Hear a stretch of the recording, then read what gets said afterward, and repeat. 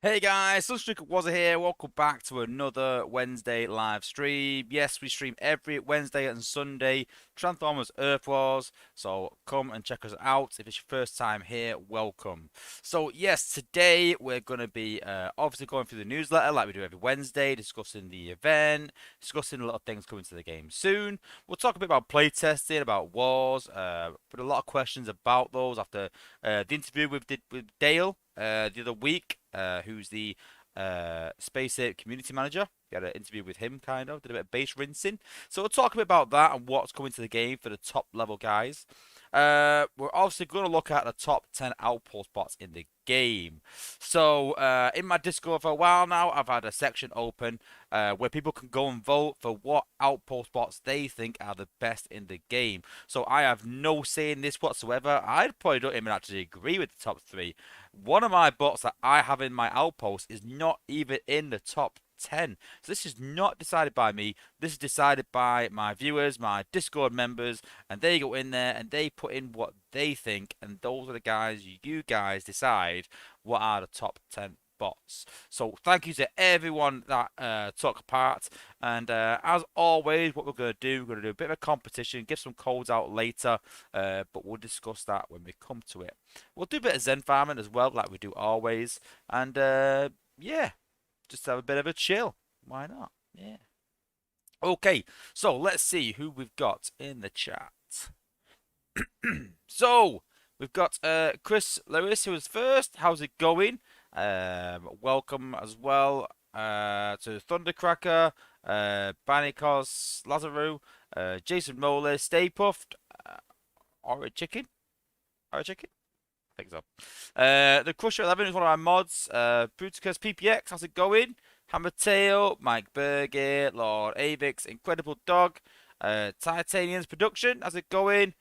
Sharks here, and thank you for posting a link. If you want to join my Discord, guys, then click on the Discord link and you can go and vote for the next video, which will be the best G1 cores in the game. And if you go and vote on that, you'll have your say. That'll be the next one we do. Then we've got, let's have a look. Nathan Hutchinson, how's it going? Autobot Phil, Jonathan Mullins, how's it going? Evil Teacher, Michael Wallace, Reckon Rule, Alpha Tryon, OS73, who reckons Nose Cone will be number one. That's quite amusing considering Nose Cone was rated, spoiler alert, number one in our worst bots competition. So, and yeah, it definitely was by a unanimous vote. We know he is, let's be honest. William Wilkinson as well, Laser 83, and Voodoo Ride. Anyone else? And I think we've covered everyone in the chat. So yeah, welcome to everyone who's there. And if you're new to the channel, welcome as well. So let's have a look at this week's newsletter and see what we've got coming up this weekend.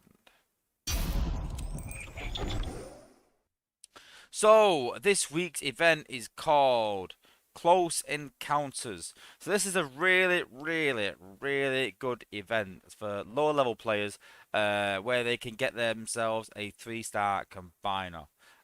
Just for doing what, 12, 13,000 points. So yeah, easily achievable as an alliance, easy to get, and some great rewards for lower tier alliances. Yeah. So yes, as part of this week's event, you can get up to all 3-star bots you need to unlock Volcanicus or Predaking. And if you've got all of them, you'll get 10,000 Combiner Spark instead. 2,500 4-star shards, 6 golden power core chips, 4,000 3-star shards, 20,000 premium shards, 100,000 spark, 100,000 combiner spark, 50 Kremzy canisters, and a partridge in a pear tree. It's Super XP because they're doing the Super XP month where basically every event is Super XP.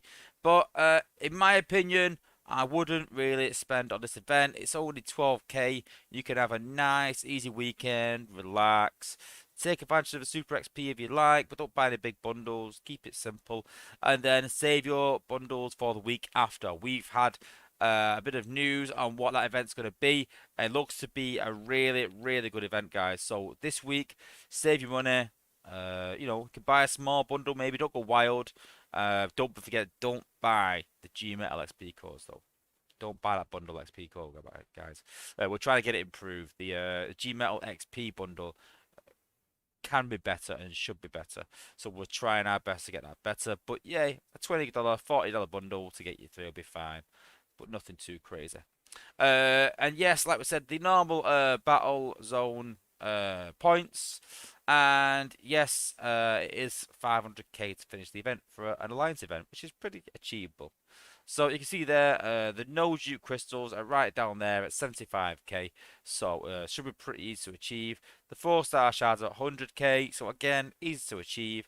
And then we've just got 3-star shards, spark, and Kremzeeks and power cores, all the way down then up to a G metal power core at 500k. So not too bad, not too bad. A nice, easy, chilled event, like I said, and really good for some lower end alliances.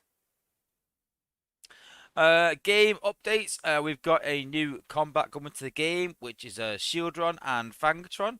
So Shieldron looks a lot like Sound Barrier. So I imagine it's some sort of protection in a way. 'Cause it says here next week, Shieldron and Fangatron will join the Earthpod family to offer some extra protection to your warriors. So yeah, gonna be warrior class. Gonna be some sort of protection. We've already got one shielding combat, so I can imagine it being maybe some sort of reflection combat. That's just guessing. We've not even started testing yet. That's not a leak. It's just me sort of guessing. They're not going to do the same again. Not do another sound barrier where it protects your bot. So it might be even a healing bot. It might heal your warriors. Who knows? But yeah, looks pretty good. Shield Run looks really weird. Like it's like a weird snake that just rolls around. I don't know. Hey, but I ain't a con, so I'll be getting it. But it says Shield Run is pretty fearless, prone to jumping at the deep end, and without much thought to own safety, and he's very durable and resistant to injury, so it suits warriors. Equipped with thick armor plating and vibro defenses that transmit an attacker's kinetic energy back at them. So yeah, reading that definitely sounds like a reflection. I can see Sharks here, but Sound Barrier is bad. Sound Barrier will be getting a buff eventually. We have spoken to the apes, and he's the next combat to get a buff. Which again I did say in testing that he needed a buff, so it's good to be right again. And then Nosecon will be the next bot to have a buff. That is definite. When? Who knows? I think SpaceX have been saying that Nosecon's getting a buff for the last 6-9 months now, so it needs to come though. I know they are working on it. I know they've got extra team members in, but come on, man, come on. We need this. It says Fangatron is a slippery customer, both in a physical and psychological sense. He's vicious and always ready for a fight, but the venom he drips is sometimes more insidious, attacking a foe's self-esteem. He can repel most conventional attacks. So yeah, I reckon definitely some sort of reflection is in order there. The Beatstar game is still out and about, so yes, you can get Stan Bush's The Touch if you check that out. Spoilsport and Aimless have a 10% discount, but who buys them crystals really? I wouldn't. It's not worth it again. We did say that in playtest. The mixed bundles throughout the weekend will have Hound Vamp and Jetfire Sky Striker. Two very average bots. Probably not going to make your war team. So, not bad.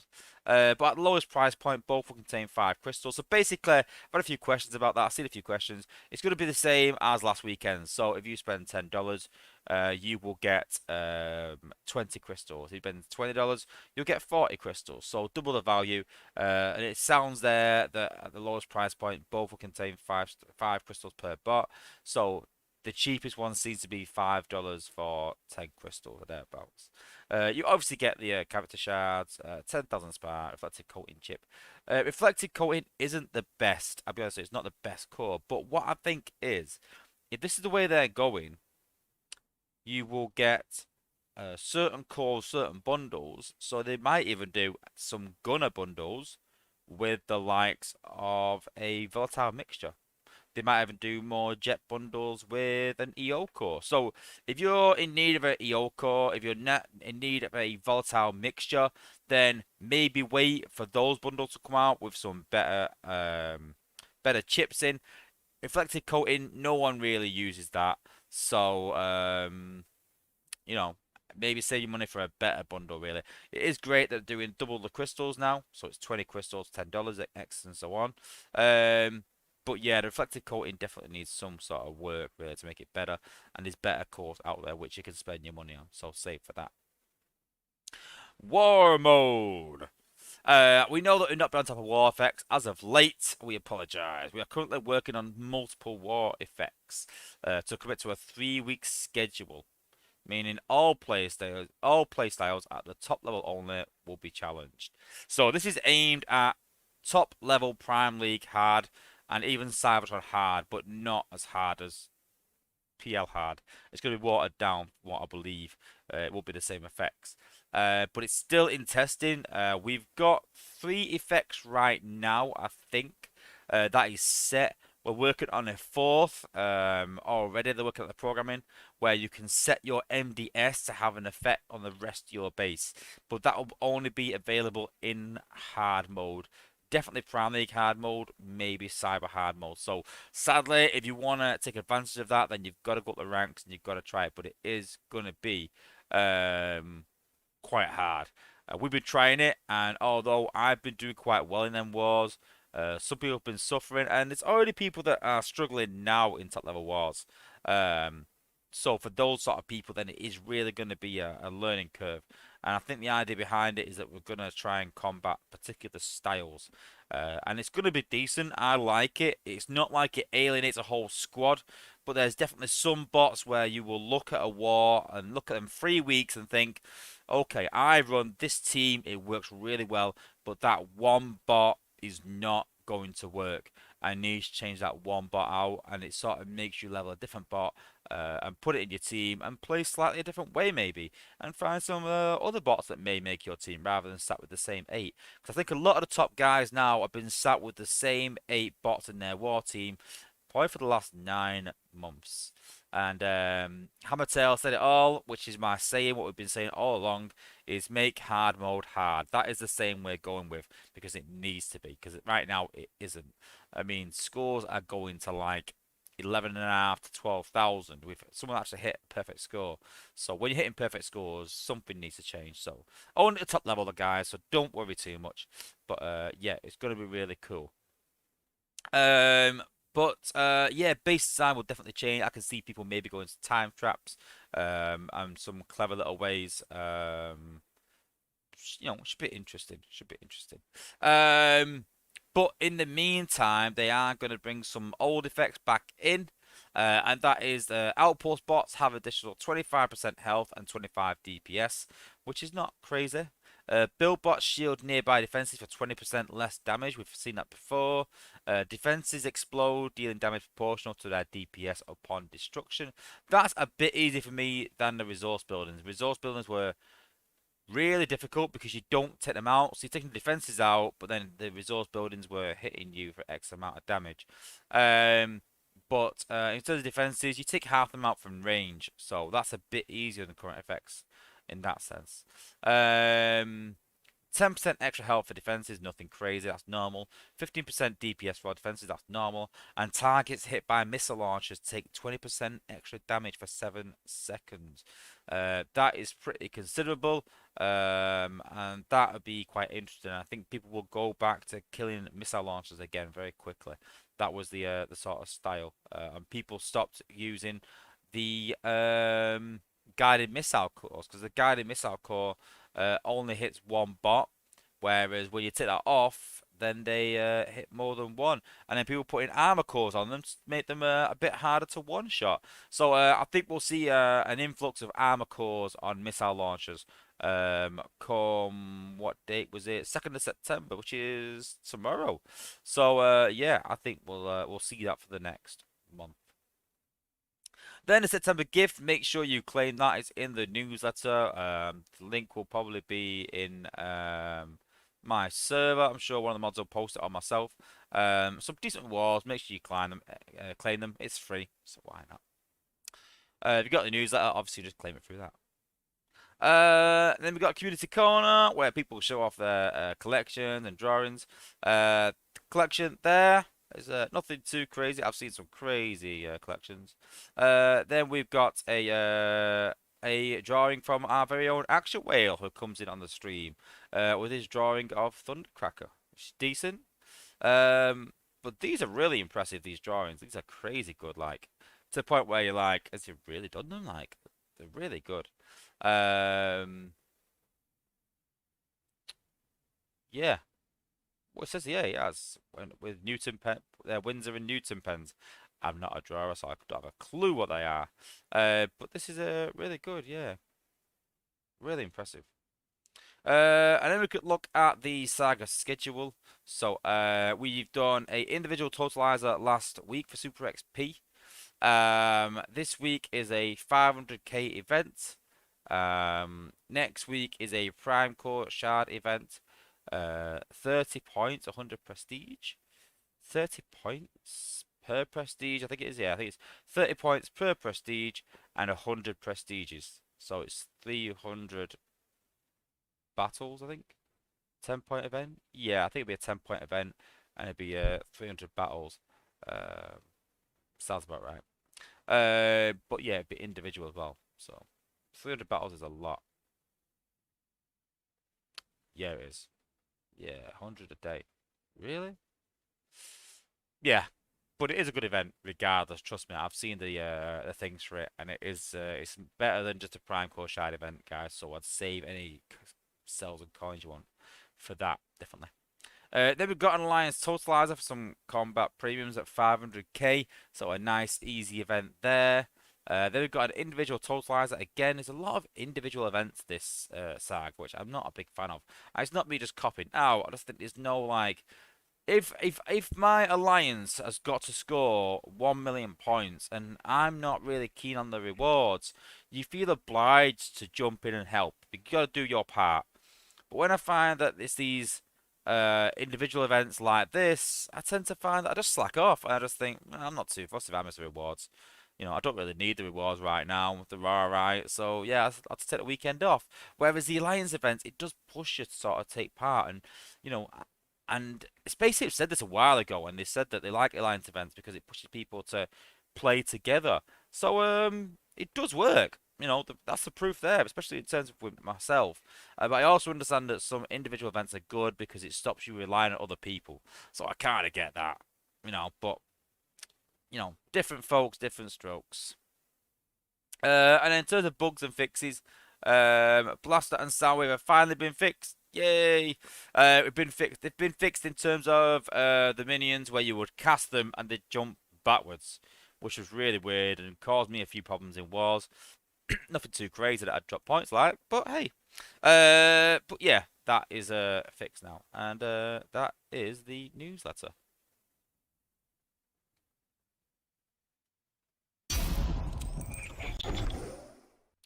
So, like I said earlier, we're going to go through the top 10 Outpost bots in the game. But as we do always, we have a bit of a competition. So, what I want everyone in the chat to do is I want everyone to put who is going to be first, second, and third in order.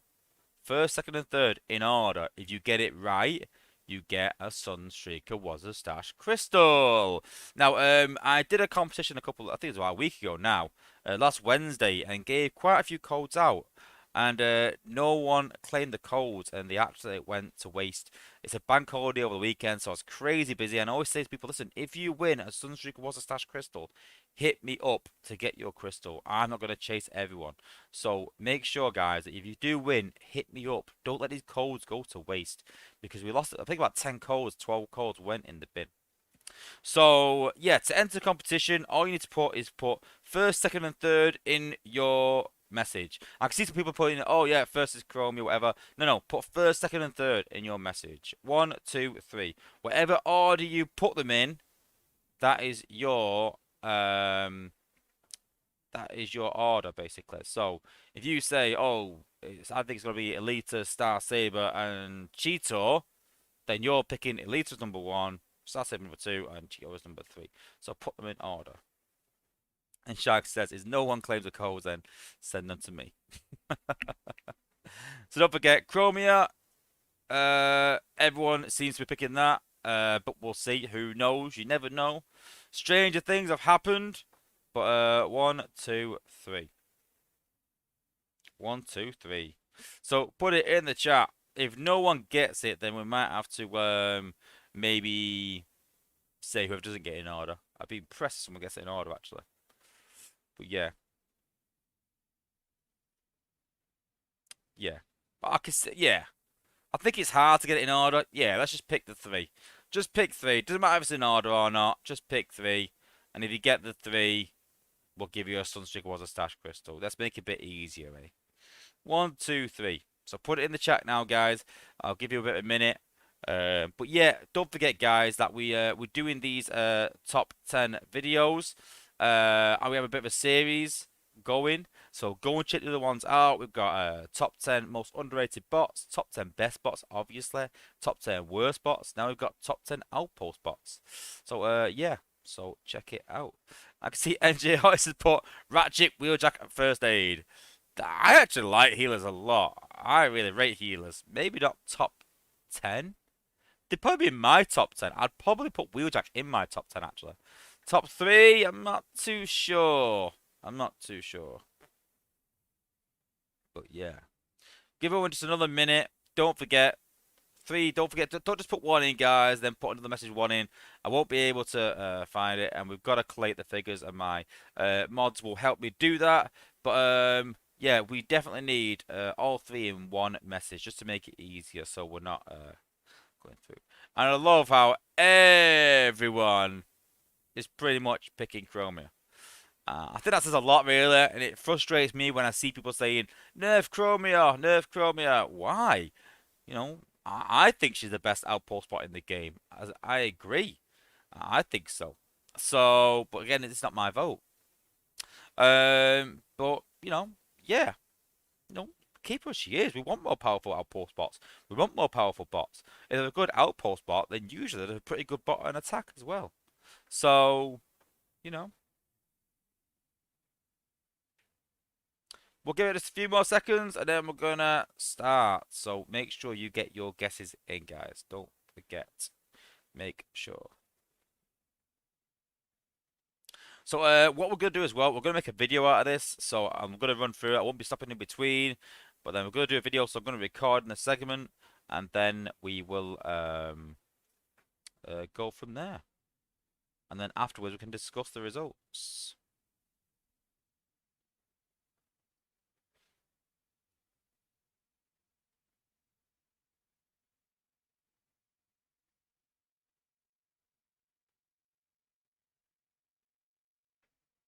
Okay, I think we've got all the votes in now.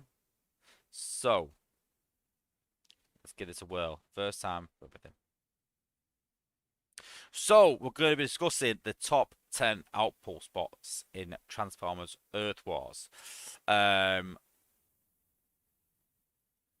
So obviously, as I mentioned earlier, we've had all my Discord members voting for this. This is you guys that have voted for this, not me. This is not my top 10. This is your guys, your top 10. So thank you to everyone who took part, and don't forget we do other top 10 videos where you guys can take part and you guys have an influence in the result.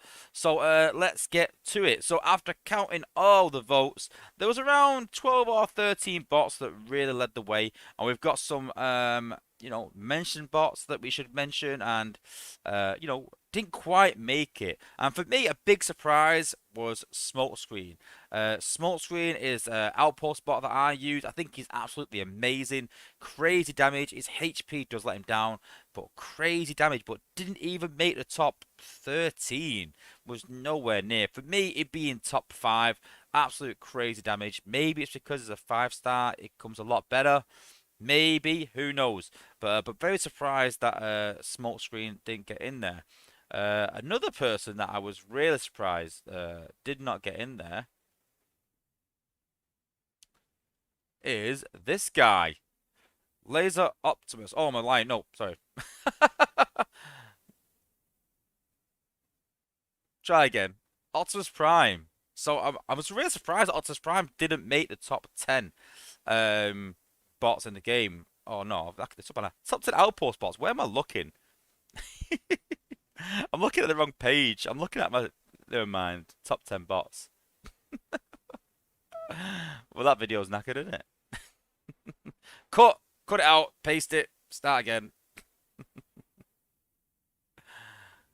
This is throwing me now. So, one bot I was really surprised that didn't quite make it in as well was this guy, Cheetor. Cheetor did not make it into the top 10, not even the top 12 even. This guy is crazy good, and didn't even make it in the top 10.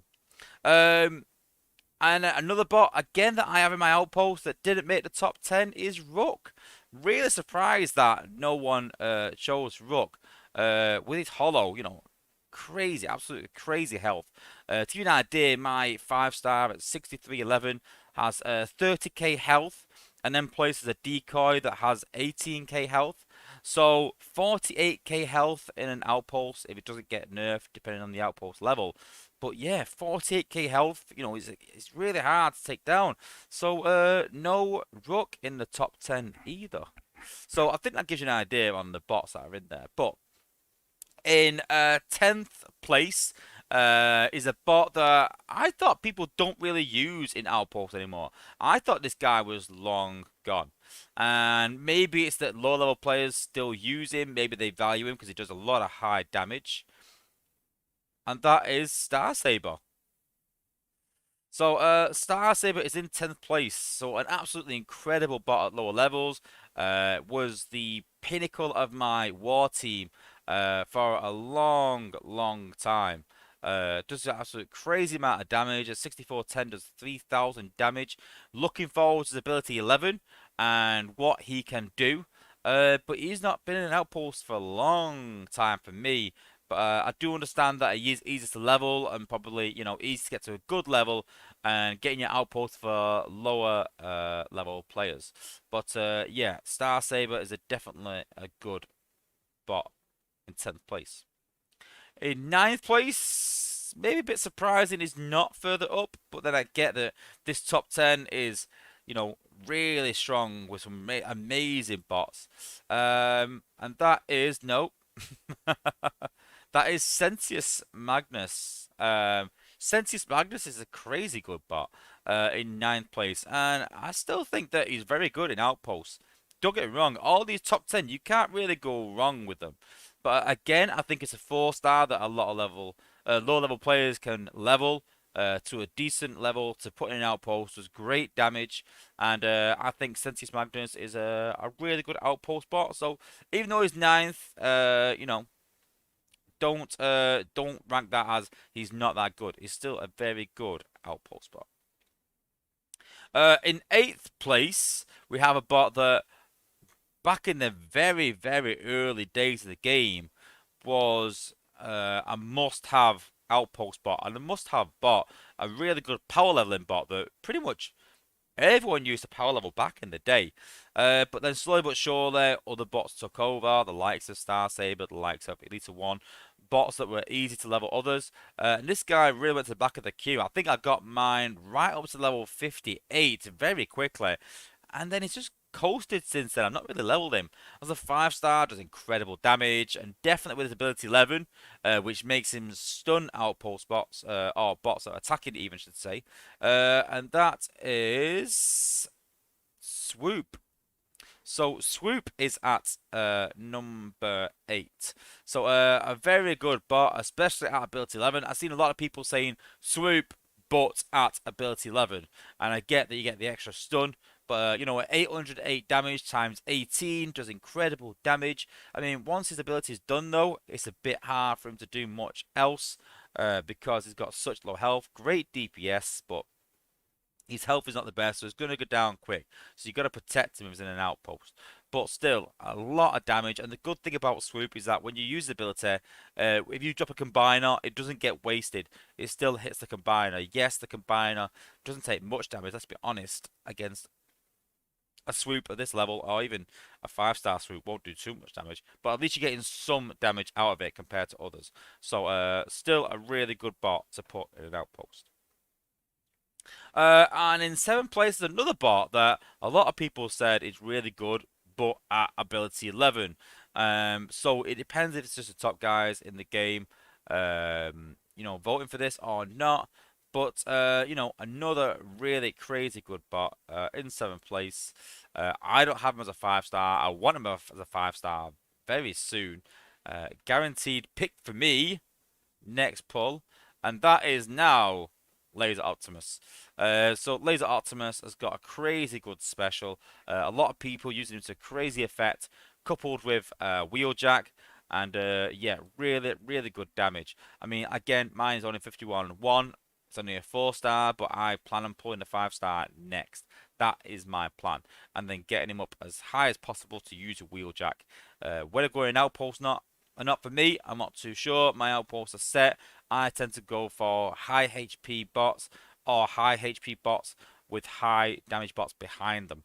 But still, you see Laser Optimus a lot in high level wars, which shows that he must be really good. The stun effect as well helps him incredibly in an outpost. So ability 11, Laser Optimus, definitely a great bot in 7th place.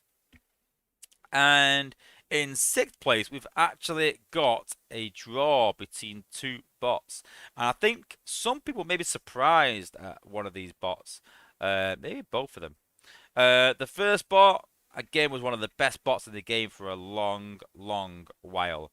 But fell away from the meta, really. And, it's quite a shame. At low levels, still amazing bot. Still amazing. But again, not as good as she was, but still worthy of being an outpost.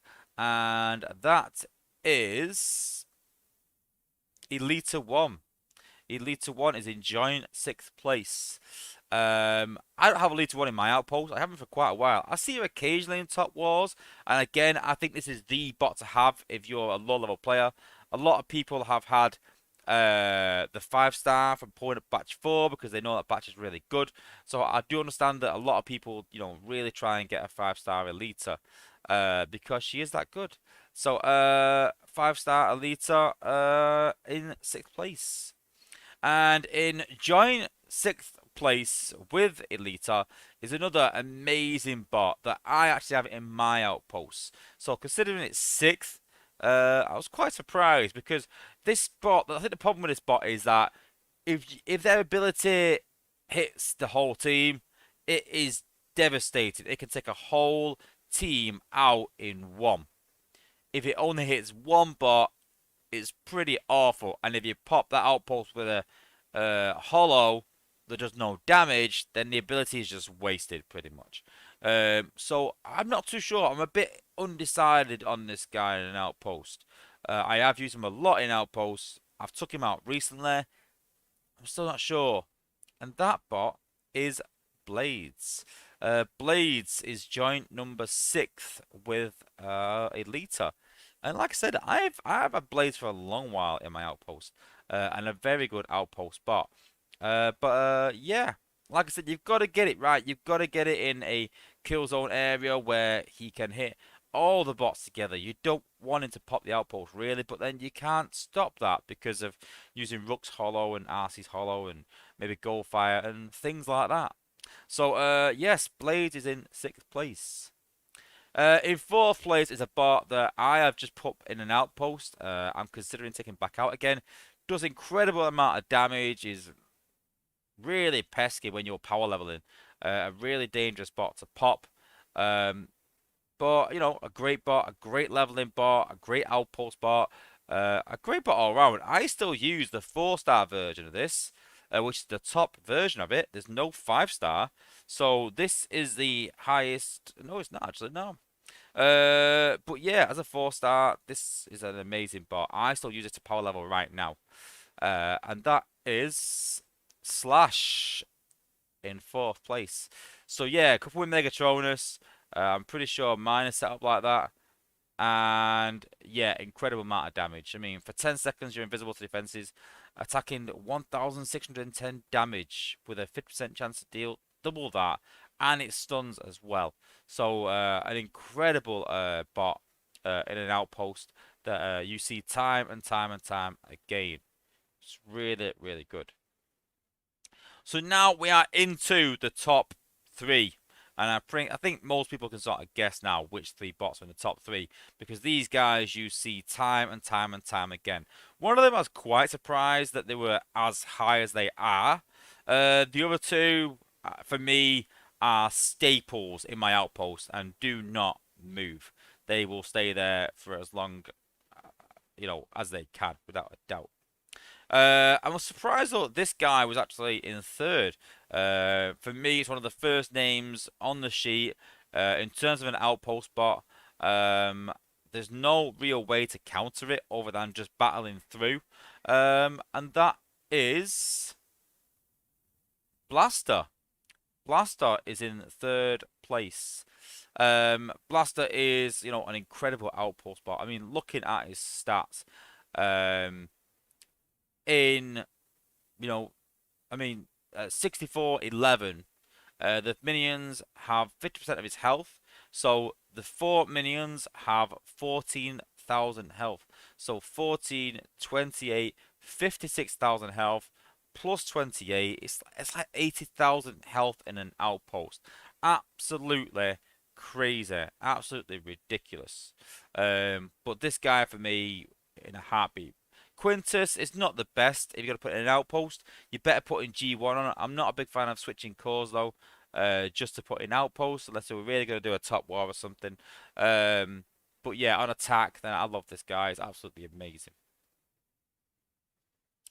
In second place, I would love this guy as a 5-star, but I'm not convinced that he's so good in an outpost that he should be second. But again, this was voted by, you guys, voted by my Discord members, so who am I to argue? But definitely devastating as a 5-star, does incredible amount of damage. Quite similar to Blaster in a way. And second place is No.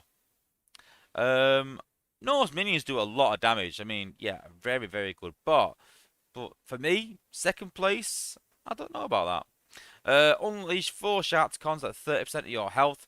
I mean, yeah, granted, this is my 4-star. Only 12,000 health, but a lot of damage. And with 4% damage, that means that between the minions and between No, that you're looking at about nearly 3,000 DPS, which is crazy. But because you only have 30% health, which is, I think about 8k for a 5-star, maybe 6k, then, they have quite low health and are quite, they are quite slow in, quite quickly taken down. But still a very good outpost spot. Don't get me wrong. And yes, I think a lot of people have guessed this already. It was an absolute whitewash. Um, this bot wiped the floor with it. We all pretty much know it's going to be already. There was no doubt in it. And first place is Chromia. When we developed this person in playtesting, people were saying it's too powerful. It was, it was too good. We released it. Everyone was complaining about this bot as soon as it was released, saying we need to reduce it. But a lot of players were like, "No, let's leave it. This girl is hot. This girl is amazing. I mean, this caused so many problems, and I have to work my attacks just around this bot. And for me, we need more outpost bots like this. I'm not saying more stun bots, but we need more outpost bots that make you seriously think, whoa, if I'm going to pop this outpost, I better be ready for this. I better have, X, Y, and Z plan in place. And we definitely need we definitely need some more bots like this that can, really push the game on and make it a bit more difficult on defense. Don't forget, there is some counters. You can use, the likes of Red Alert and Rat Trap to get past her. Just using a jet to take out the tower. So there's definitely different ways you can combat it. Hey, you can hack it even with blades. Plenty of ways to, combat it. But very, very Very, very good bot. Definitely worth number one. But what you got to think about, guys, is that if you haven't got this bot in your outpost, then why? Because this bot is a 4-star. There's no 5-star version of this bot. And there's a reason for that, because she's so good as a 4-star. Can you imagine this bot as a 5-star? I think it'd be crazy good as a 5-star. But yeah, 4-star Chromia wins the round, top bot in the game in an outpost. So don't forget, guys, we're going to do more videos like this. There will be a top 10 G1 and bot specific cores coming out soon. So look out for that. We've already done the top 10 bots in the game. We've already done the top worst bots in the game, the top 10 underrated bots in the game. And this is the 4th video in the saga. So make sure you go and check out all the other videos. And make sure you tune in to my streams on a Wednesday and a Sunday. All right. Cheers. So just looking through, I can see that some people have won. So who won? I saw. Oh, is it Matt Polis said he won? Is it? I think Matt Polis said he won. Cool. Did anyone else win? I mean, there is proof. So if you say you won, you didn't. Hey, I love that Engineer Hoist was like, dust up tracks. Yeah, tracks in an outpost. I just realised that I keep getting distracted going, Trax is a really good bot. Yeah, not in an outpost. I suppose that Trax would reduce damage to anything around him and depending where it popped, I suppose. But, interesting. I don't, would Trax be good in an outpost? I don't know. It's an interesting theory though, isn't it? I'd like to try it. But no, Dust Up's not in there, Heist. But yeah, first place was very obvious. Definitely. Did Hammer guess? I don't know. Yeah, that's the thing. I can see people going like, oh, I got 2 out of 3. And I wouldn't have guessed those 3. I would have said Chromia, Blaster, and maybe Blades, I'd have said. I'd have said Chromia, Blaster, and Blades. I'd have got it wrong. I'd have got 2. But I love Chromia and Blaster. But I love Blades and Outpost. But you just got to get it right. Eddie Lee's put Rhinox. Rhinox not in there as well. Rhinox is actually a pretty good Outpost bot. You know, and for Cheetor not to be even in the top 10. I mean, some bots like Grim got a vote. Windblade, Strafe, Red Alert in an Outpost. Really? Afterbreaker in an Outpost? Well, me and Grind Time tried that. It don't really work that well. It's supposed to reduce any protection, but what if they're not using protection? What if they're healing? It doesn't account for healing. But yeah, Tigerhawk even got 4 votes. So Tigerhawk got more votes than Cheetor. Think about that one. That's crazy. That Cheetor would have more votes, less votes than Tigerhawk. I mean, I know Tigerhawk's a bit like Swoop, but Tigerhawk's not a 5-star. He's not got ability 11, so I wouldn't put Tigerhawk. I'd maybe put Tigerhawk instead of Swoop if he had both. But yeah, Alpha Trion's put is surprised no Cosmos. Yeah, no Cosmos. Yeah, Cosmos is right down in the rankings, right outside it. You know, and yeah, I get the Voodoo Rides put. It depends on the setup. My Afterbreaker Rex. It depends. I don't know. I just don't think Afterbreaker in a top level war will do that well. I just think me and Grind Time did try it and we just didn't really do much. And yeah, Hoist, yeah, listen, Afterbreaker's great on attack, a great bot. But not on defense, really, you know. On defense, yeah, if bots are using protection, if people using tracks, then yeah. But the problem being with a lot of bots now, because people sack bases, it just means that a lot of abilities are wasted, and so it only works against walk teams. So, yeah. He knows first aid. I don't use first aid. I use wheeljack and ratchet. So, but yeah, it doesn't make any difference to me. But hey, you know what? If it works for you, then hey, it works for you. Whatever works for you. I can only advise you on what I think and my opinion, and then it's you know, it's up to you. But Voodoo writes that he uses his with Negatronus and Dial. Oh, that's a bad choice. You need someone with serious HP. Put Night Stalker on him at least. But yeah, if you're gonna put a combat, a minion combat, then definitely put Night Stalker. Hence why, hence why I've got Night Stalker on my Chromia. But yeah, yeah, combine and soak ability is definitely a problem. And something we've been talking about, which leads us on to the next section, is about wars. So we've been talking everything wars. I mean, even I can't keep up with the chat, and I'm quite active. It's been crazy. But I have 300 every single war, pretty much, apart from one. Yeah, I think so, pretty much. I think there was one where I dropped a point because I did something silly. Then, oh, there was one where the combiner health was a mistake, pretty much. It was just something ridiculous. And yeah, my bots just died just because I sat there just dropping heal bomb after heal bomb after heal bomb. I was like, this is not fun.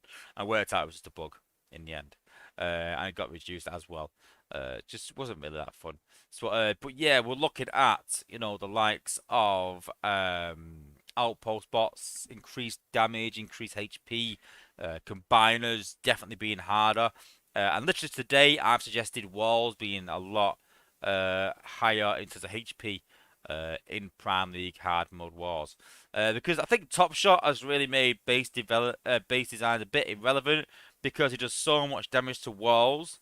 And so I would like, wall HP to be increased, or there be some way to stop bots doing so much damage to walls in some way. If we're not going to raise HP, then maybe make it so that normal DPS does only a quarter damage against walls. So then you can still use sludge and you can still use nose comb. You've got him. But yeah, we're talking about different effects, like I said, and look, we're going pretty good. Some people are struggling. Some people are saying that it is quite hard. But again, hard mode should be hard. That is simply it. But yeah, don't worry at lower level, guys. But we've already said that we don't want lower level wars really looking at affecting. But just keep in mind that if they make it harder, we can push for more rewards. So if we don't improve the how hard it is in Gold League, then you might not get an increase in Gold League rewards, but Prime League might, sadly. And that's I know what people are gonna say. That's just aimed at the top guys, keeping them happy. It's not that. If they do a 2 million point event, you get a lot more rewards than you would do if you did a 500k event. That's just natural. The harder the thing is, the more rewards you get. And if they're gonna make it really harder, then yeah, it is what it is. The game needs to progress in some way. But we've also talking about some sort of league system, which we're sort of trying to iron out. I think the first idea that was put to us from Dale isn't gonna work really. It was a good idea in essence, but I'm not convinced it's gonna work. I think it probably reduced participation in wars. So we need to look at that again. We need to change the way it works. And yeah, it's going to be good the way I think it's going to be over one saga, 6 weeks. I think we're sort of talking about. That's the idea that's floating around. That we'll do a league every 6 weeks. The only question is how we're going to match up and how often you match up. Do you do twice a week? Can you war outside that? Do you match randomly? Are they set up predetermined? Do you face every single person in the league? It's not fair. It's just random. These are things we've got to work out and see if it's possible, and then go from there. But right now, positive steps. Dale's doing well, and it looks like it's gonna work.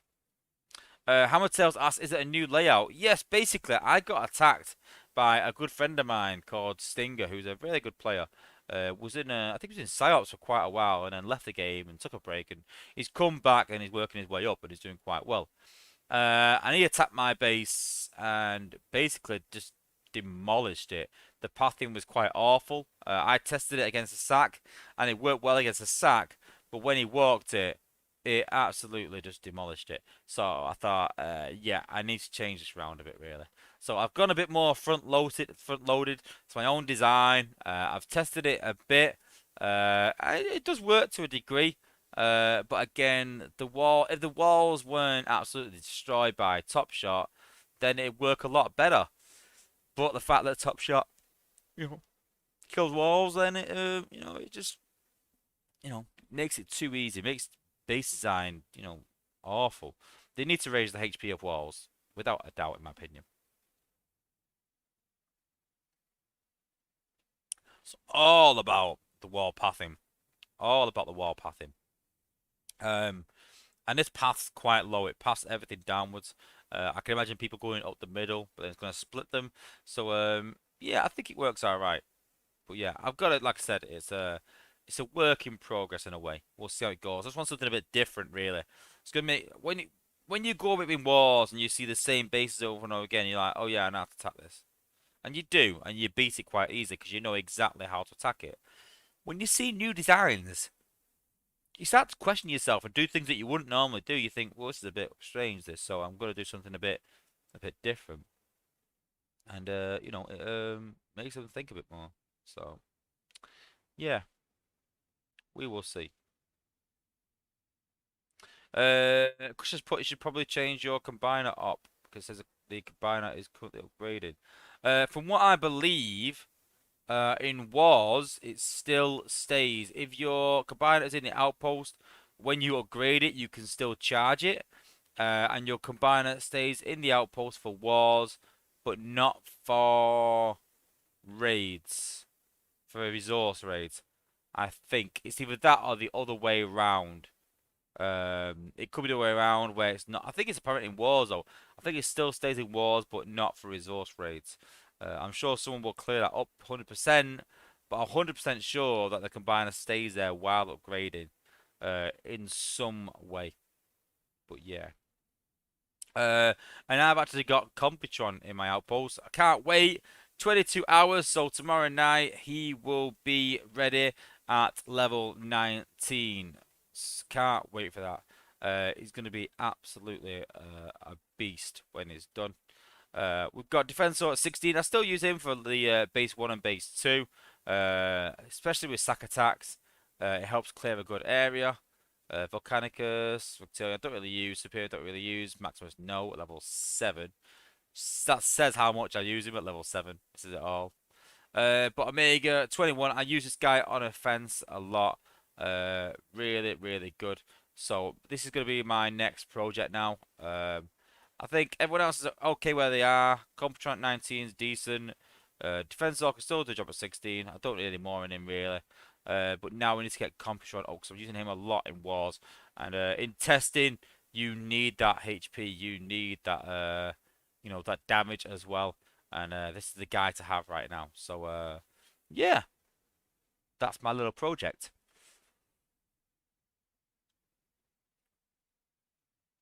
And everyone's talking about sort of research slots. We have talked about it.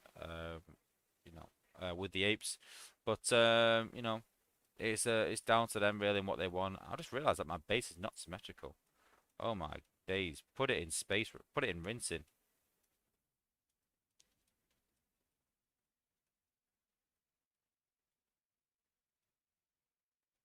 Oh my days! This is why I hate base design. Is it symmetrical? That's symmetrical, but now that's not. Oh, I'll sort it later. This is so awful. Honestly, I hate base design. It needs improving. It definitely needs improving base design because it doesn't work.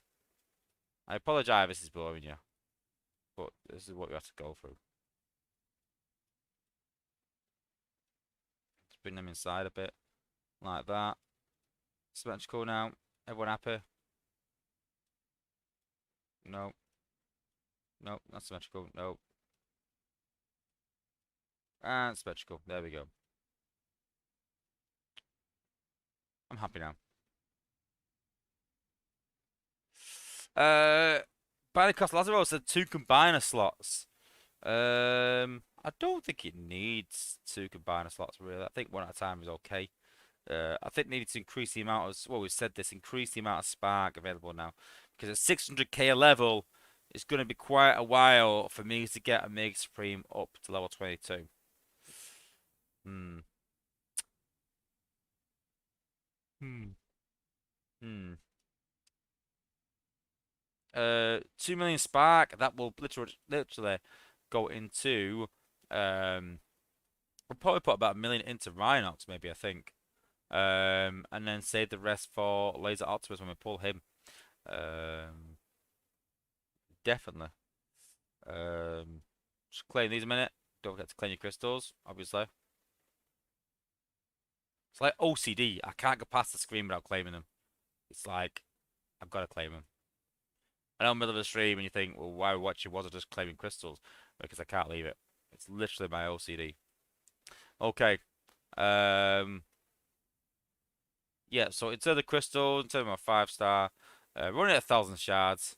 We've cleaned up that batch. I'm done with that batch already now. That is done.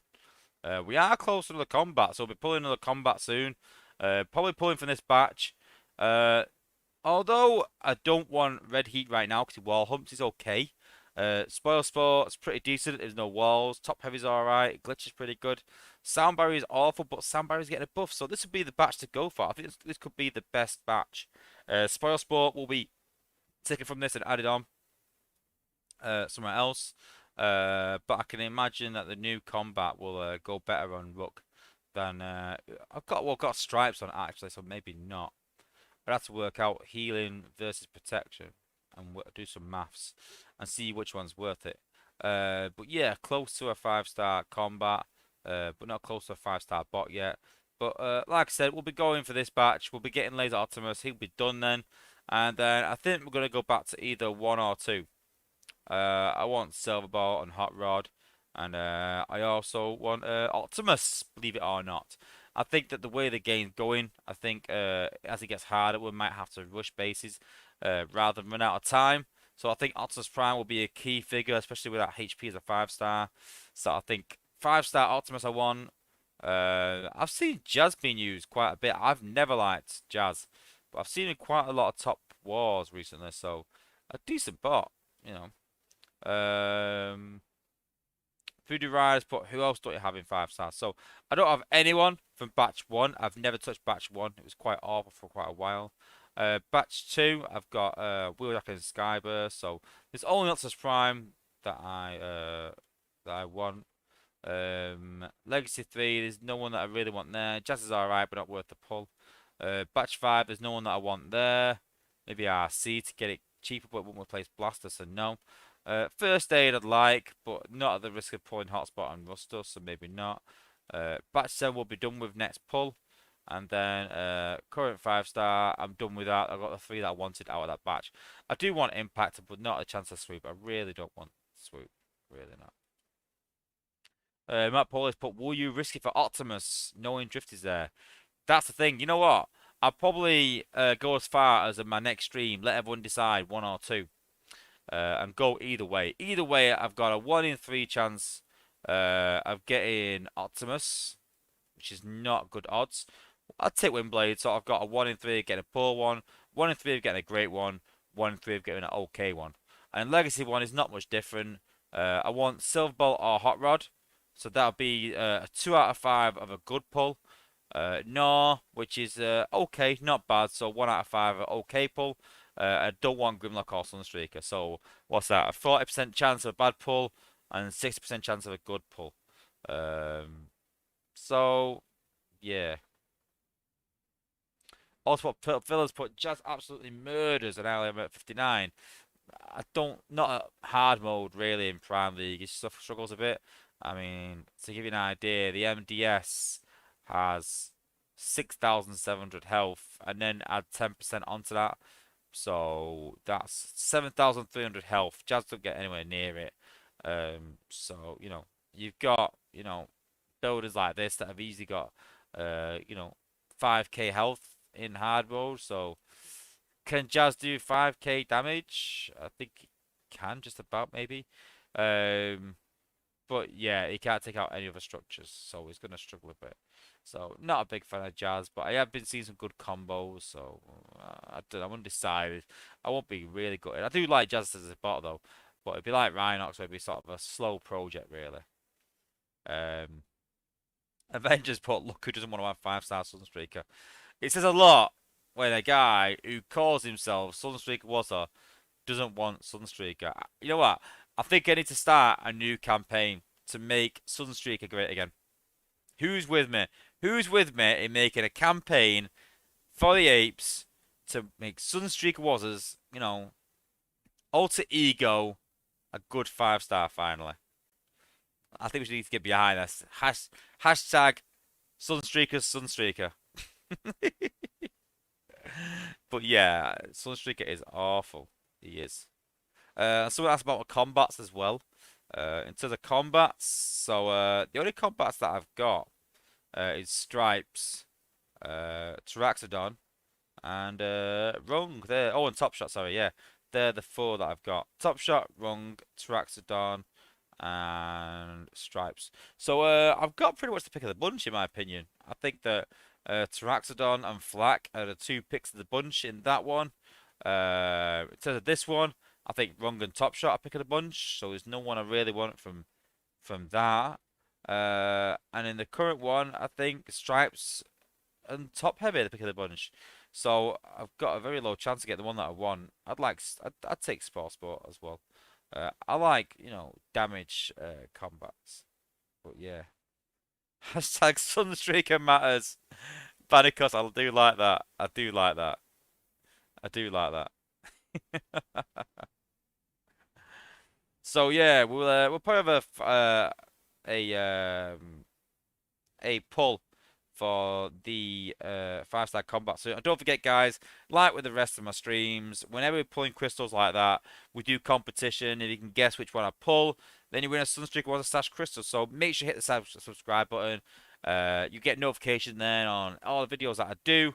And yeah, and tune in for some more videos and tune in for some, some more giveaways, Voodoo Riders put top heavy rocks. It does, but it just keeps. I have mine on my sea spray. It just keeps him back that bit much more, which keeps him alive. But I just find that I'm trying to use ability, and I'm like, get a bit closer, get a bit closer. It affects his pathing as well. So although I like top heavy, it's got its benefits and its drawbacks.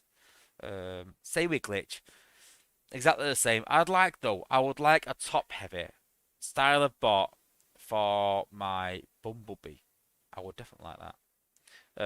Incredible Dog. No, the stream's not ending. No, not yet. I'm going to do a bit of Zen farming and show you how I Zen farm. I'll do that sort of like just to buff it up, just to fill it out of it. We do about an hour and a half on the stream normally.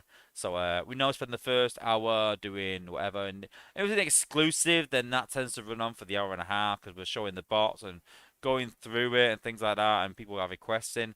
But there's, if there's no exclusives, no combats or new bots to show, then we tend to do a bit of Zen farming. Hopefully someone can learn a bit from that, or they can take something away where they can go, well, I can do that, or I didn't think of that. Then hopefully you can get some more Zen that can help you with your upgrades, H17, your ability 11, or your research lab, or whatever else is. We could try and teach one person every stream something good, in the game. Then I think I've done my job. That's what I set out to do, was to inform people and help people to understand some mechanics of the game that they might not understand, to help them, better at the game. That was always the plan. I mean, for those that don't know, I don't mind doing a quick story, but I literally just set this channel out for helping a few guys out a bit lower than me. I was going for a bit of a difficult time at work, so I dropped down to a lower alliance. My cousin was in that alliance; he was lower level, so I thought I'm going to drop down. I'm going to go and help him out, and I would love to give that alliance a shout out because it was a really good alliance, and I met some really, really good guys in there. It was a TF alliance, but it's no longer. Sadly, it was a really, really good alliance. I can't for the life of me remember it. If you go to my first ever video, I think it's on there actually. It's bugging me now what it's called. I can't remember, double barrel name. Anyway, so I thought I'm gonna help some guys out. I was getting the same questions over and over again, so made a video. Couldn't post it anywhere. Couldn't send it in email. Couldn't send it in. I didn't even consider Discord. I can't Discord anyways, but couldn't send it by email. Couldn't send it in Messenger. Couldn't post it on Facebook. It's too big. It was about 20 minutes long, half an hour long. Where I went through everything into the base design. It was never at first a video in that sense, and then people started watching it, and then I started doing more, and I perfected a bit more, and then It was on an old YouTube channel though. It wasn't Sunstreaker Wozza, but that's what everyone called me, either Wozza or Sunstreaker, because my in-game name was Sunstreaker. So those that didn't know me called me Sunstreaker. Those that did know me called me Wozza, Sunstreaker Wozza, and that's how it all started. So how it all started. Sharksy, no, it wasn't Aussie Alliance. I left that alliance to go to Aussie Alliance. Because I went to Aussie Alliance because basically TF. It's a good story as well. TF didn't have. They did events, but I was struggling, like I said, at weekends in terms of work and stuff. So I couldn't commit to events all the time. And I said to Spa, who's leader TF, I need an alliance that is purely war focused. I could do some great war performances. I can 225 most bases because that was the maximum back then before hard mode. I can 225 most bases. I just struggle in events to keep leveling it. I do power level, but I can't do it every weekend. I can't commit to this every weekend. Some weekend I could have done 20k. This is back when 20k was quite hard to do. So 20k is the new 30k. I was like, some weekends I could do 20k. Some weekends, I can only do 5 because of work, and that wouldn't cut it in some alliances. Apart from low level ones, so I was smashing war out easy. And so AA said we don't commit to any points over weekends as long as we finish them, which they pretty much did. We commit to wars. And as long as you are committing, you are doing well in wars, hitting 225s consistently, then yeah, you're welcome to come on board. And I met a lot of good guys in Aussie Alliance. It was a good alliance. It was a fun alliance. It really was. And then yeah, it joined one family, I think, and that was kind of the end for me. Whenever I've left TF, I've never gone to really a rival alliance. When I went to as the alliance, it wasn't a rival. It says it was maybe, but wasn't quite Psyop standard. It was more what Legends are now, like our number 2. It was top 10 alliance we're pushing into. But we never top 5. But as the alliance was top 10. Went back to TF, and then quite recently left to go to Arc. And then it just didn't really work out, really. I don't wish anything bad on Arc, actually. It was a good time in Arc. But then they just, I don't know. Just, they didn't, I don't think Arc had the same ideals that I have at the time. I think they might do now. But just at the time, I don't think they're the same ideals that I have in terms of how you should play. And not a lot of players do. But I've always been the type of player that you set a goal for yourself and you do what you have to reach that goal regardless. Doesn't matter what comes up, doesn't matter what comes in place. And that's why I feel so strongly about commitments. If you commit to 20k over weekend, you do 20k. You've committed that 20k. And it doesn't matter what crops up. I was playing Transformers on my wedding day. I was sneaking after the toilet. That says it all. Yes, the guys granted gave me a bit of time off because I was obviously getting married, but I didn't want to take the mick and take them for granted and go, well, that's my wedding, I'm not going to bother. I still did my points, I still helped out to a degree, and and that's how seriously I take these things. Not how seriously I take the game, but how seriously I take commitments and committing to things and saying I am going to do that. When I committed to doing a stream every single day, hey, I regretted it. Once I got to like 30 days, I was like, oh my days, why have I done this? Why did I do this over lockdown? Like every day doing a stream. But I'd committed to it. I'm not gonna then go back on it and go like, well, no, I'm not. I went to 100. I thought I'm getting. Once it got to like 70, 80, I was like, I'm getting to 100 streams. Yes, it wasn't 100 in 100 days because we ended up going back to work. But I committed to it, and that's the way that people should be, in my opinion. And people that aren't like that sort of grate on me a bit. People that go, oh, sorry, uh, you know. I've committed 30k, but my dad's come round for tea. Well, tell your dad, hey dad, welcome to come round. I'll talk to you, but I'm gonna play my game. I go to my dad's house for tea sometime, and I say, just to let you know, I've got to play my game a bit today. I've got a commitment to make up. Hey, that's the way it is. Sharks has put Earth Wars over the wife. Priorities. No. Well, without going too in depth, my wife was drunk as a skunk on the wedding day. And when I go to the toilet, I'd play a bit, I'd disappear, go have a cigarette outside, go and play. So it's not like I was like, do you know what I mean?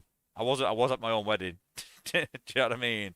But you know, I was going for a cigarette. I would play. My cousin used to play at the same time as well. So my cousin would play it. We'd go outside. We'd have a cigarette for 10 minutes, play the game 10, 15 minutes, and go back in again. You know, while we're talking. You know, if I went to the toilet on my own, not with my cousin, if I went to the toilet, you know, I'd just sit there and play the game for a bit. You know, for 10 minutes and go back to the wedding. Listen, no one cares about the groom on wedding days. Everyone cares about the bride. But as promised, we'll do a bit of Zen farming before we sign off anyway. Um, but if you've got any questions about Zen farming, you know what? Questions about anything. If you've got any questions about the game, you're not sure about anything, then stick it in the chat and I'll pick it up. There's not many questions that I can't really answer, I don't think. But yeah, especially around Zen farming. If you've got any questions on, you know, how I do my, I mean, I'm going to show you how I do my Zen farming, but any questions on best ways to do it and things like that, then yeah, hit me up in the chat, guys. Um, do, do, do, do. Zen. What have we got? Did start with a 2 million, I think, and we've got 2.137. Trying to build up again to 3 million. I mean, we've been collecting XP for quite a while now. We've got quite a bit. So there's what 18 million XP. Then we've got 45 there, and then we've got another 3 there. So 20, about 65 million XP sat in the bank.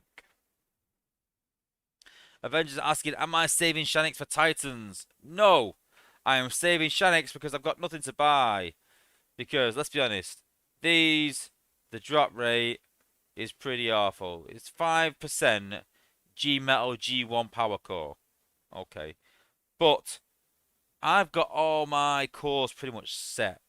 In terms of G1 cores, I mean, to give you an idea, I'll show you my G1 cores.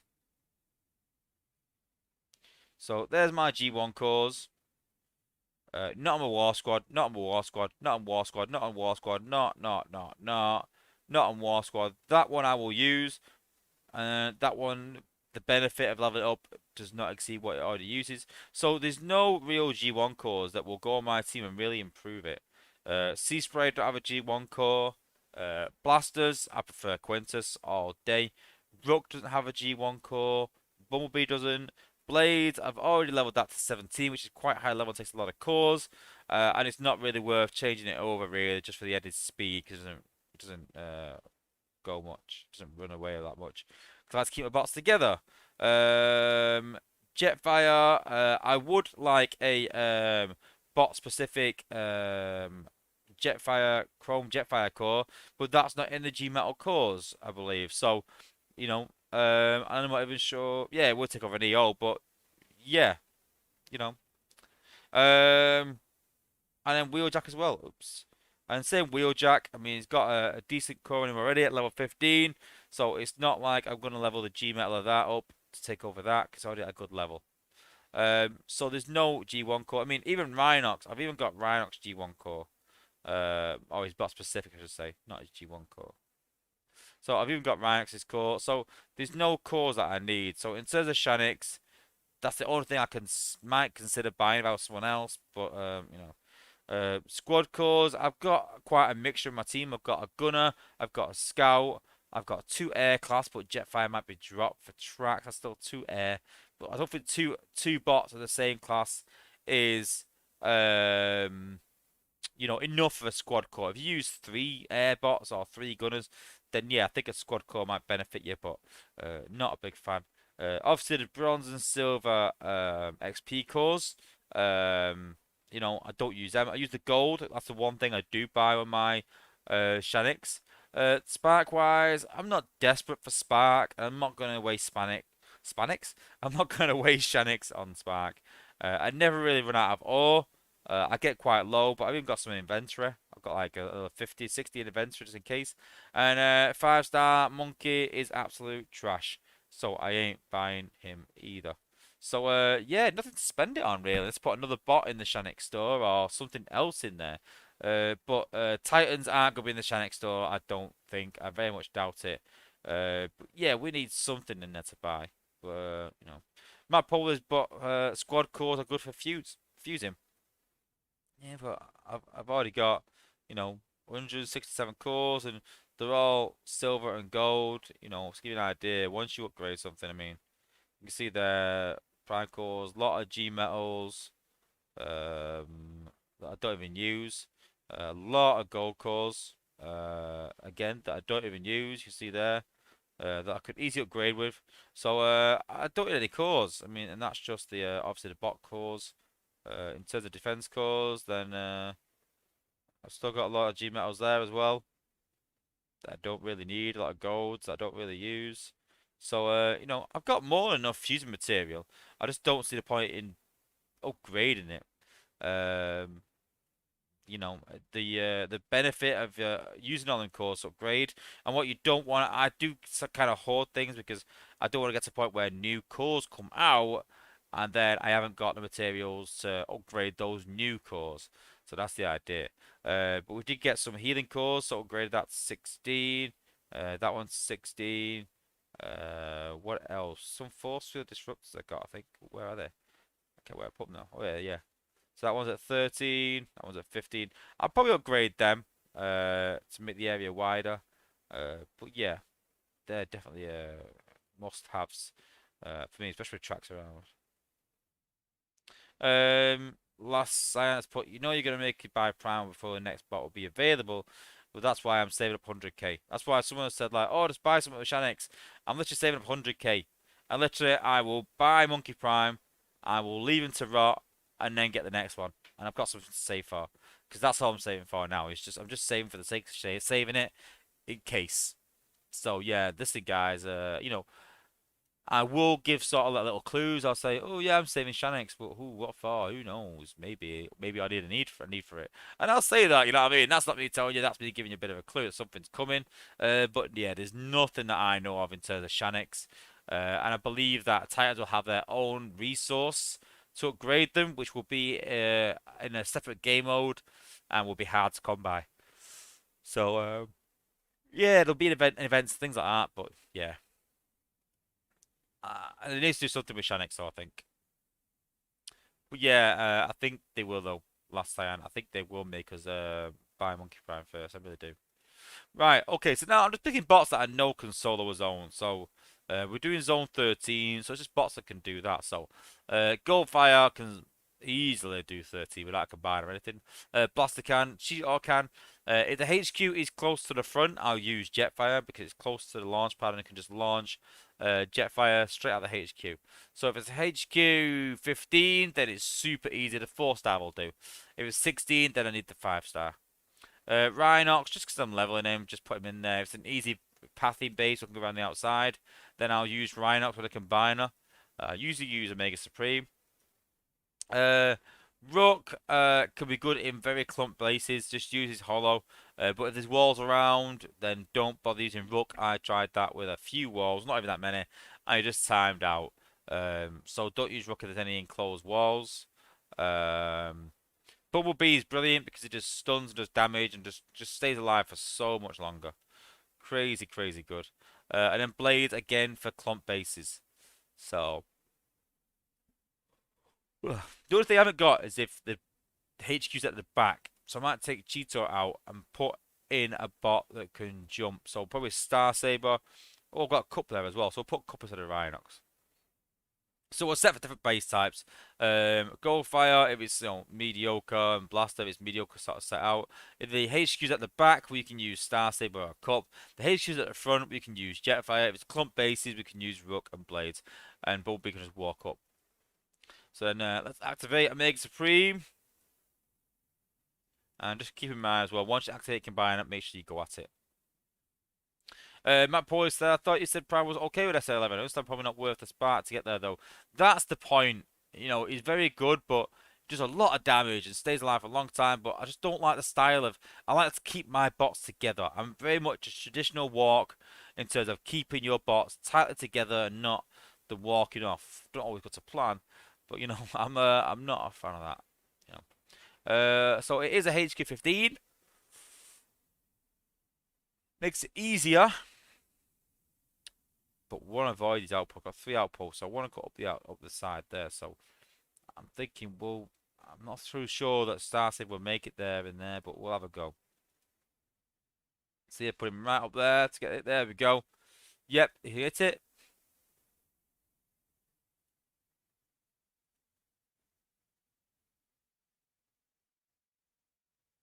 I want to put the outpost, really.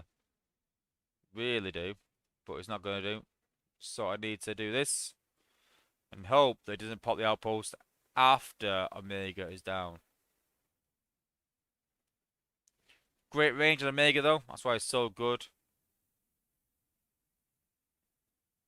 Incredible range. There we go. If you watch this now, let's clear this area out. You see there, all those are the arrows. That's what's going to get taken out.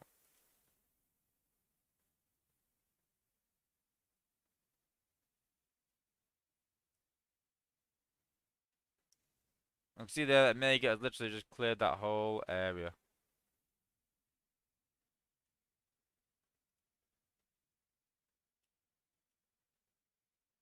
Take that out, and then there's no more. I put the outposts like I knew he would.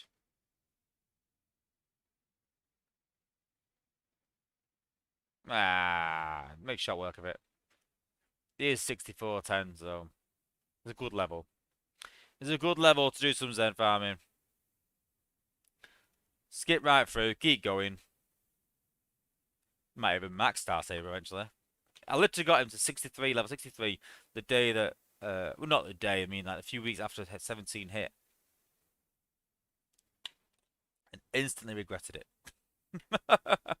I really thought Star Saber would be the bot to have still.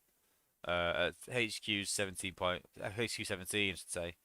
And he really wasn't. One of the few bad decisions I've made. It put it back months actually. I was on the cusp of joining Psy, and yeah, I literally leveled leveled Goldfire, who then was irrelevant. Believe it or not, no one used Goldfire, and I did, but no one used him. But yeah, I leveled Goldfire, Star Saber, and Elite. I think I was gonna do my cleanup through still. It didn't work that way. Okay. What cause on that? I think I might use blades, I think.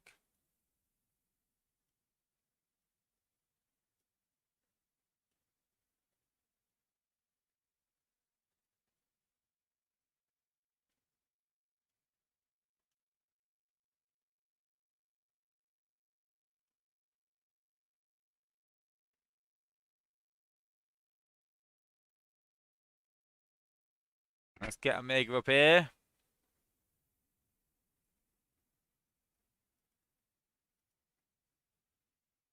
Slow down a bit. You want to be fast, but you want to make sure you get in position. There we go.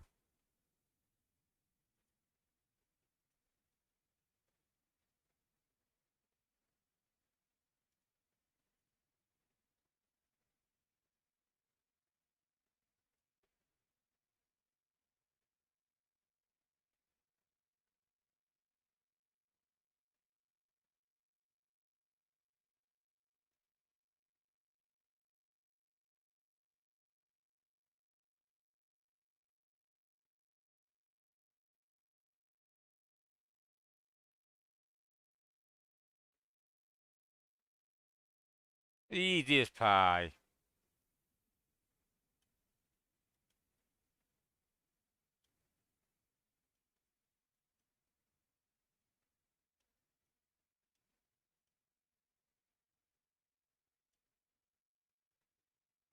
And what I'm going to do now is this.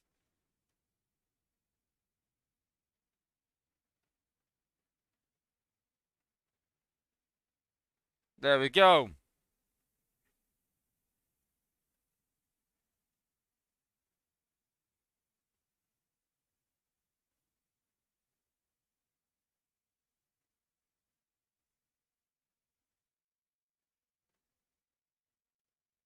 Next round. Want to try and get on with Rhinox. You can still do zone 13 with level 51 bots, low 50s, but it's just getting the right base. Obviously, the lower level, then the harder it is because you've got to get the right base. And the lower level, I go down, the harder it gets. With a Mega Supreme, you can pretty much solo any base, really. I'd probably Rhinox actually. So I'll show you. So we're getting in the position here now, and then we just go rush once we get up here a minute. We'll get as high as possible. We'll go rush there. We'll go rush over there. We'll go rush over there. We'll go rush over there. And just Mega. You see there, all defenses are pretty much, been very well damaged.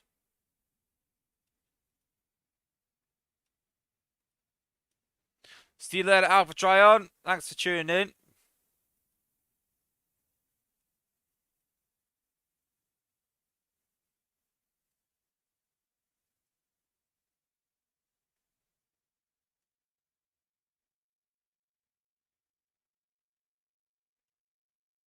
Take them out. And that's pretty much it, I think. Base down now. There's no HQ cores, because the HQ 15, so quite easy. Job done. Easy. It's too easy with Mega Supreme. Too easy. It's too good. Too good on offense.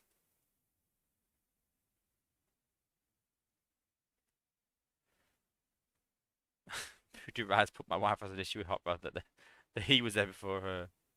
He was there before her.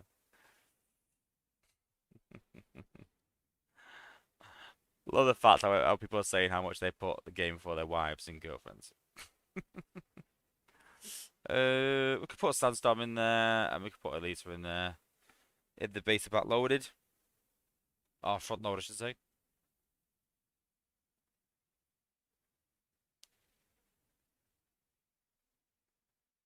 I know Zen farming is really tedious, but it's a necessity, sadly. You can't turn down free XP, can you? 34,000 XP per bot, which obviously times 8 is 300k about. So this would have been a good Rook base.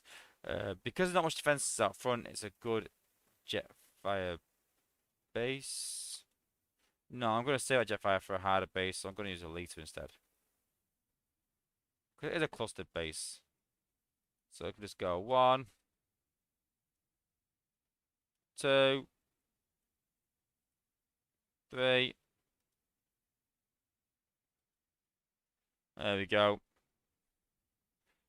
Grand Transport. Omega Supreme is supreme. I agree. He is so good.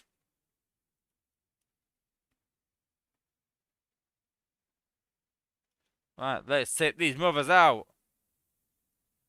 Don't forget, we do have a merch store, guys. Thank you to anyone that's bought any merchandise. I do know that Soldier has bought a t-shirt. I've not seen if he's revealed it on a stream or anything like that, but yeah, pretty cool. The Eat, Raid, Sleep, Repeat t-shirt, yeah. Oh, turn it out, don't forget that. Grant has put, hey, it's not our fault. Our wires and girlfriend could play the game too. Yeah, well, good luck with that. I tried, but she's having none of it. I was like, hey, you could play it with me, I'll set an account up for you, and if we play together, she's like, I don't have time for that. I think that's a dig at me saying, like, well, maybe you haven't got the time for it either, but. See you later, Voodoo Ride. Thanks for joining in. Yeah, I do know that Avenger. He's put that 5-star primer, basically another 180 shards. But is it worth 50k Shanix? Depends what they put in there. They bring something really good in there, then I'm loaded. That's what I'm waiting for the next upgrade. If the next upgrade is poor, then I might get him. I might be swayed. But yeah, the Discord server link is in the chat, guys. So if you're not in my Discord server yet, then come and join us. Just a cool place to hang out and chat, basically, and you get notifications of my videos. So if you can't subscribe for whatever video, you could join my Discord and you get notifications there when I go live, and usually before anywhere else as well. So if you don't wait for my Facebook post, or if you're not in there and you might just see it on the off chance, just maybe popped in, then yeah, definitely join my Discord and you'll get notifications of when I do my videos. So win-win, win-win. Winner, winner, chicken dinner. Get closer, Sandstorm. Get closer. Get closer, Sandstorm.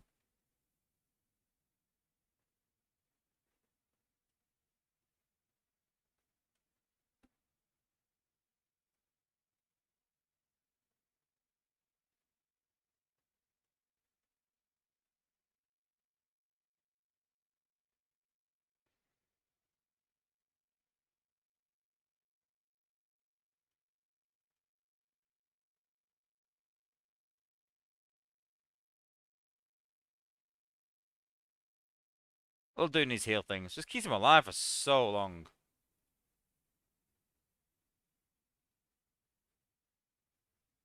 Don't even need combiner.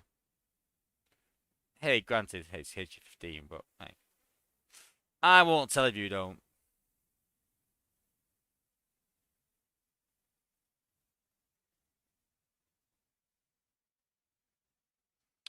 Chris Lewis. Oh, I apologize. I did see a question earlier, got sidetracked.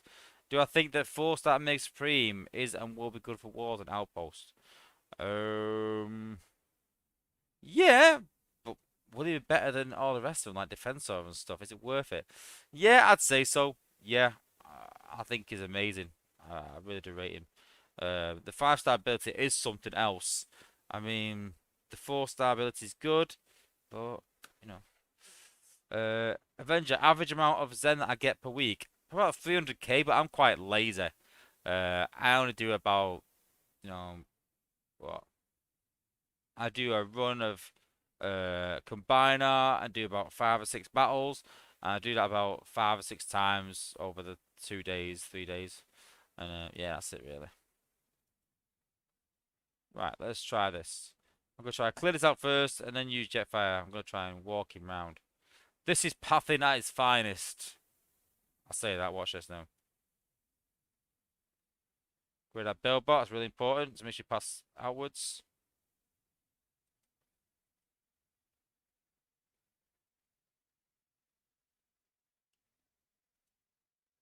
Put them right in the middle there.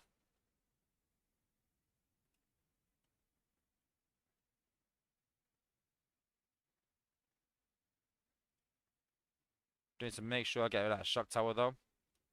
Need to clear this row here maybe, I think.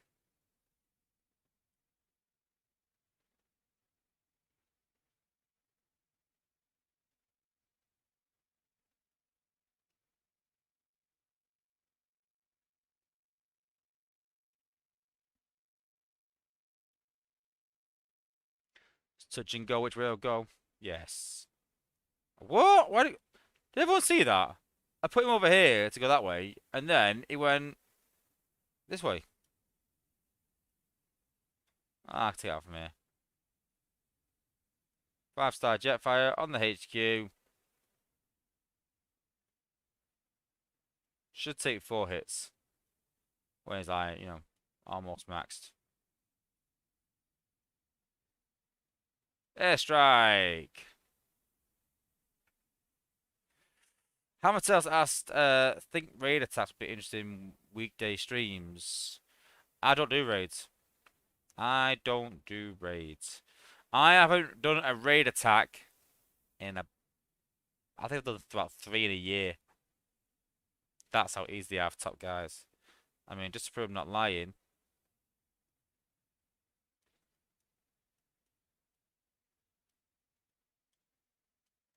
Look at all those zeros. We just don't bother really.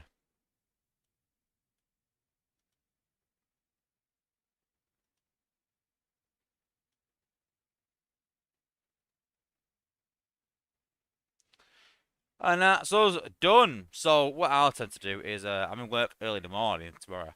But normally I would do a run with a combiner. I would leave it for about an hour to cool down. Then do another run with a combiner and then leave it. And you can do 2 runs quite easily twice a day, and get 200k and get 600k a week if you got the bots. But as I said, I'm quite lazy with it. And I'll normally do about 300 to 400k most, but usually about 300k. That's what I normally aim for.